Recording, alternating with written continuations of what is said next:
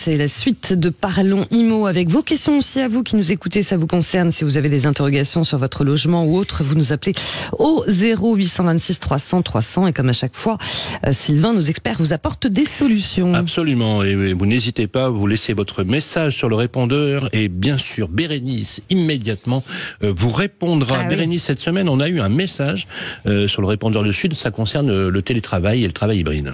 Exactement, alors pas tout à fait, là c'est Stéphane en fait, Stéphane habite à Paris, il nous a écrit car cet été il ne sera pas en vacances, lui il va continuer à travailler et avec les JO, les Jeux Olympiques, il ne sait pas comment il va pouvoir travailler car il ne pourra pas se rendre au bureau. Alors il nous a dit que c'était 3 heures par jour si je prends les transports en commun. Voilà, en gros, c'était ça, aller-retour. Et il ne peut pas travailler de chez lui parce qu'il vit en colocation et c'est trop petit. Et pour travailler, il a besoin de calme et d'un minimum d'espace sur son bureau puisqu'il travaille avec 2 écrans. Voilà pour les détails. Et il a rajouté qu'il trouvait ça navrant que les organisateurs des JO n'aient pas pensé aux Franciliens qui vont continuer à travailler pendant la fête. Alors, pour répondre à notre auditeur, on accueille un expert, Christophe Burkhardt, directeur général d'IWG, groupe international qui propose des espaces de travail flexibles. Bonjour Christophe Burkhardt. Bonjour. Ravi de vous recevoir. Alors bon, Christophe, vous qui êtes un expert sur le sujet, on vient de lire le témoignage de Stéphane. On imagine que c'est pas le seul à l'approche des JO. Est-ce que c'est un discours que vous entendez de plus en plus ? Oui, tout à fait. Alors, on va commencer d'abord par se réjouir d'avoir les JO chez nous. Oui. Et puis effectivement, on va réaliser que ça crée un certain nombre de difficultés à ceux qui resteront cet été dans la région parisienne. L'afflux des visiteurs, les restrictions de circulation, tout ça pose des contraintes lorsqu'il s'agit de rejoindre son lieu de travail. Alors, il y a un nouveau concept dont on a entendu parler qui est né, que vous connaissez bien, vous, c'est les tracances. Donc un mélange, une contraction de travail et de vacances. Est-ce que vous pouvez nous expliquer en quoi ça consiste exactement ? Alors, je pense qu'il y a deux sujets. Il y a le sujet des gens qui vont rester justement pour travailler, qui est donc la question de votre auditeur. Les difficultés de rejoindre le lieu de travail, il y a quelque chose qui est extrêmement simple, c'est de changer son paradigme et de trouver des lieux de travail alternatifs par rapport à l'endroit où il va généralement. Donc c'est ce qu'on propose, nous, dans les espaces de coworking et les espaces de travail flexibles. Vous pouvez trouver en bas de la rue forcément un espace comme ça qui va pouvoir vous accueillir. Donc vous ne travaillez pas de chez vous ne travaillez pas du lieu de votre employeur, mais vous travaillez à côté de chez vous. Donc ça, c'est quelque chose que l'on voit beaucoup. On a beaucoup de demandes d'abonnement sur nos sites pour des gens qui vont rester à Paris et qui ne souhaitent pas avoir à gérer les problèmes de circulation. La tracance, c'est un deuxième sujet. Là, je dirais que c'est au contraire les gens qui vont quitter Paris et qui vont aller dans d'autres zones géographiques.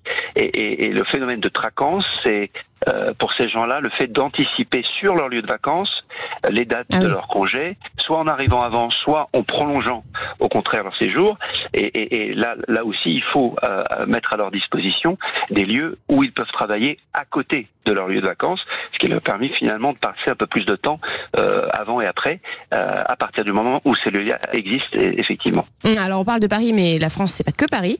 Il y a beaucoup de grandes villes dans lesquelles le travail hybride se développe. Est-ce que vous pouvez nous dire, donc vous êtes présent dans toutes les grandes villes, grosso modo? Oui, nous on est présent dans 80 villes en France, un peu plus de 1000 dans le monde. L'idée c'est d'être partout où les gens vont, travaillent ou vivent. Et on voit dans les études que ce phénomène de tracance va concerner en 2024, durant l'été qui vient, à peu près 31% des professionnels. Donc c'est un gros sujet. Et le fait de pouvoir avoir des sites qui ne sont pas forcément dans les centres-villes des grandes agglomérations ou dans les quartiers d'affaires, mais sur des lieux de vacances, c'est quelque chose que l'on regarde de très près, que l'on a aujourd'hui de plus en plus disponible. On a également des discussions avec des grands hôteliers ou des grandes chaînes de séjours de vacances pour pouvoir intégrer de plus en plus dans les lieux de vacances des espaces de coworking ou travail flexible permettant aux gens de travailler le soir, le midi ou le matin avant de profiter de leur journée. Donc ça, c'est une demande, j'imagine, que vous voyez naître. Est-ce qu'on peut dire que c'est une nouvelle façon de travailler? Est-ce que c'est quelque chose de nouveau, un phénomène nouveau? Oui, c'est assez symptomatique d'une tendance de fond beaucoup plus large qui s'est accélérée depuis le confinement et le Covid, qui est qu'on passe d'un modèle un peu rigide que nous avions avant, où les collaborateurs d'entreprise travaillaient très majoritairement du lieu de leur employeur, qui leur est fourni par l'employeur, à un modèle aujourd'hui où ces mêmes collaborateurs ont beaucoup plus de choix dans les lieux de travail qui sont à leur disposition. Ils travaillent en moyenne à peu près 3 jours sur 5 en France, toujours sur le lieu de leur employeur, mais le reste du temps, ça peut être chez eux, ça peut être à côté de chez eux, ça peut être en déplacement, et ça là, c'est là où nos réseaux d'espaces de coworking et de travail flexible que vous avez trouvé sous des marques comme Regus, Spaces, HQ, etc. C'est là où ces possibilités-là prennent tout leur sens et viennent compléter en fait le dispositif d'espace de travail qui est mis à la disposition de ses collaborateurs par les entreprises elles-mêmes. Et alors Christophe Burkhardt, pour terminer, pour répondre à Stéphane, est-ce que il peut trouver un abonnement d'1 ou 2 mois chez vous, par exemple? Voilà, écoutez, à partir de 3,50 € par jour, Stéphane aura accès à l'un de nos sites dans lequel il va trouver un espace confortable pour travailler, du wifi, du café, etc.